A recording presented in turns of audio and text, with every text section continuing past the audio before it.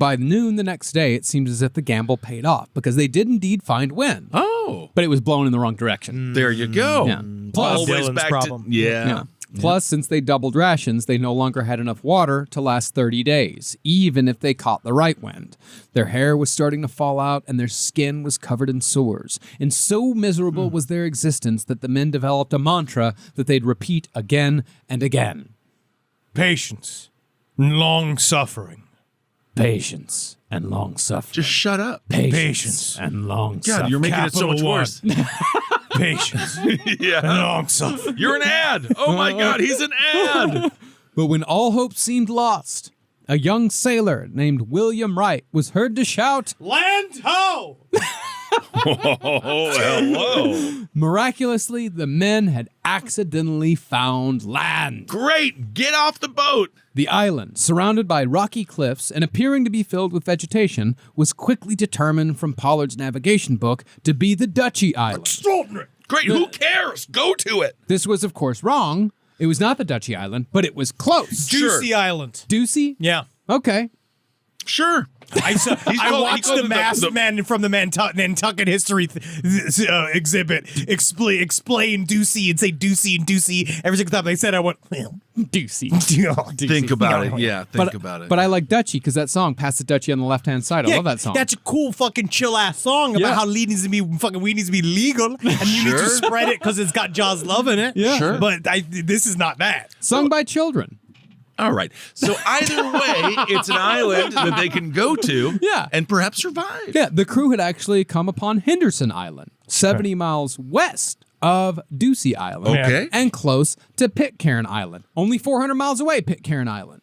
And Pitcairn was where the crew of mutineers who'd taken over the HMS Bounty had settled and established a community in 1789. Okay. And by 1820, the year the Essex sank, the mutiny on the Bounty community was flourishing. And they could have easily and happily taken care of the entire Essex crew. It was 70 miles away. No, it was 400 miles but away. still, after traveling all this time, they could have gotten there. They could have gotten there. They could have avoided no fatalities. They could have all come through it with just a little bit of a sunburn and some sores.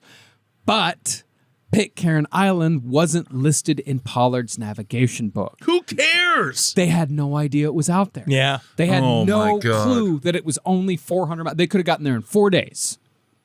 Not wild. Well, they are making mistake after mistake after mistake. Well, they just didn't know about that one. Well, but that one's just a tragedy. That's Yeah. just like Yeah. that's just a that you call that an annoyance. An annoyance. I find all of this so interesting just thinking about there's just so much just open water. Yeah. That people can still find these places and live. Like that group went and just they're just living the pirate's life. They're literally just living Sounds and fun.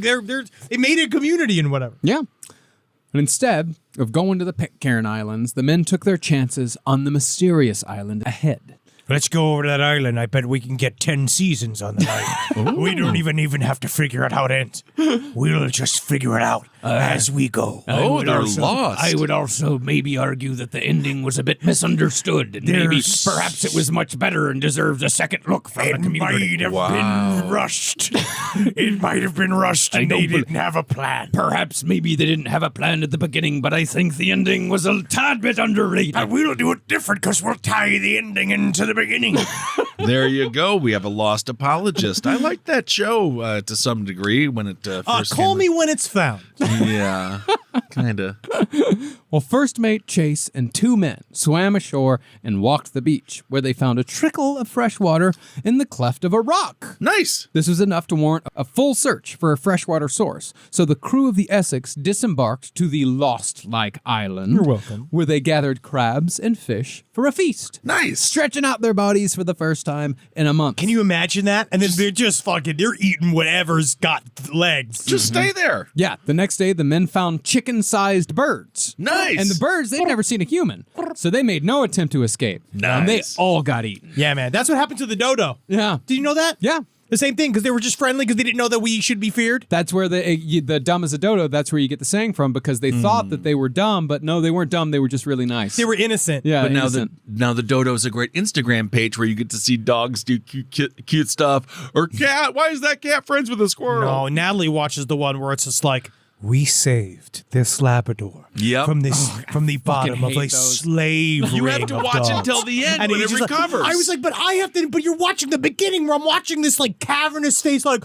dog with like flies in Yeah. its eyeballs. Yeah. It's like I hate this. I hate But then it. it gets better. That's the point. I mean, I'd much rather watch my films where I see a naked woman get cut in half every day. Terrifier. 1 and 2. I love both. Well, the men who still had the strength and the shoes, because not every man had shoes by the Okay. time they got there, they spent days gathering every bird they could find for a nightly bird banquet. Nice. As far as the freshwater went, they soon found a spring bubbling from a hole in a large flat rock, which they used to fill their barrels, even though the spring was only available for half an hour when the tide was at its lowest. Unbeknownst to the crew, however, there was a cave on the island filled with the skeletons of 8 shipwrecked men. Cool. They'd never discovered any spring and had most likely died from dehydration. Men tell no tales. That's good. Now, honestly, can you imagine that? Like, everything's cool. Like, you're like, we made some survive. It's just such a movie moment. There's Yeah. so many movie moments in this whole fucking Yeah. story. We're where gonna it's be like, just fine. We're gonna The be just camera fine. pans Pans over to all of them, like the skeletons just hanging in the exact same positions. Wow. Now, after filling their water barrels to the brim, the crew continued eating every bird they found, which was pretty easy because they all came to the shore every morning to feed their young. They've been centuries long. Yeah. Centuries long Living habit. life here, and then Yeah. all of a sudden you got these new monkeys. Yeah. They're killing everybody. Yeah, sure. And there was also Seahawks everywhere. But when the crew had eaten all the ground birds after just 5 days, the Seahawks also disappeared. Now, many years later, it was discovered by archaeologists that a small group of Polynesian people had lived on this island for centuries. But the crew of the Essex had rendered the entire island almost barren in less than a week. It's kind of symbolic It's only in a 21 way. people. But I still will say Pocahontas is wrong. Okay. Because she should have come up with crypto her fucking self. Yeah, indeed. But I guess they could have tried to breed the birds. I guess. I don't know. I don't know. I can't. You can be like, now make them fuck. Make them fuck. No. You just would need to live there over time. You would have to build those cultures. A lot of the Polynesian cultures, they would travel for. That's like how they would live. They would live while they traveled, and they would come from. I remember listening. We went to Hawaii when they talked about like how the island was discovered, and basically it was Polynesian people watching birds go the opposite direction, and they would just follow the birds as far as they could because they knew that they were going to land. Yeah. So that's kind of what they would do. They would track to these places and they find them, and then because they were used to living like this. Yeah. So they had provisions and stuff by the time they would arrive. Yeah, they actually knew how to do it. Just eating a lot of birds in that 5 days. Now, obviously, 21 men couldn't survive on this island for very long. So on December 27th, 1820, Captain Pollard decided to set sail en route to the Chilean coast. Still that original fucking plan. Okay. 3,000 miles away. Exit stage left, and then you're like, uh-oh. But there were some crew members who refused to return to the ocean, or at least they refused to return to the leaky whale boats. And so the seafarers, probably happy that their rations just got a little bit larger, they shared what provisions they could spare, and they left 3 men on the island to construct a shelter and wait it out. It was very emotional. I would do that. I in my position, I would definitely do it. I'd be like, I'll just stay on this fucking island. Yeah, Yeah. because you got leaves you can eat, Yeah. right?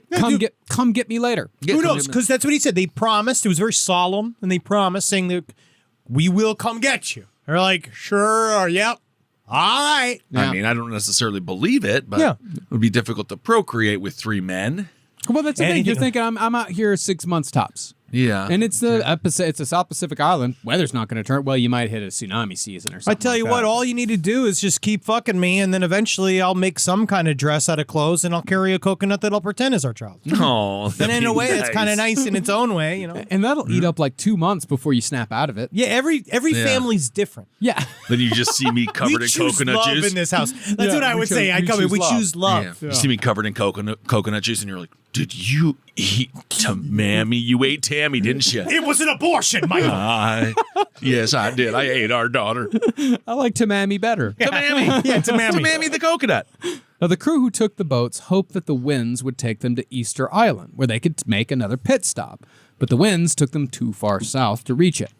They'd been sailing for 44 days and were no closer to the mainland than when they left. So daily rations were cut in half to 3 ounces of hardtack a day. Oh my God. Then the first death came.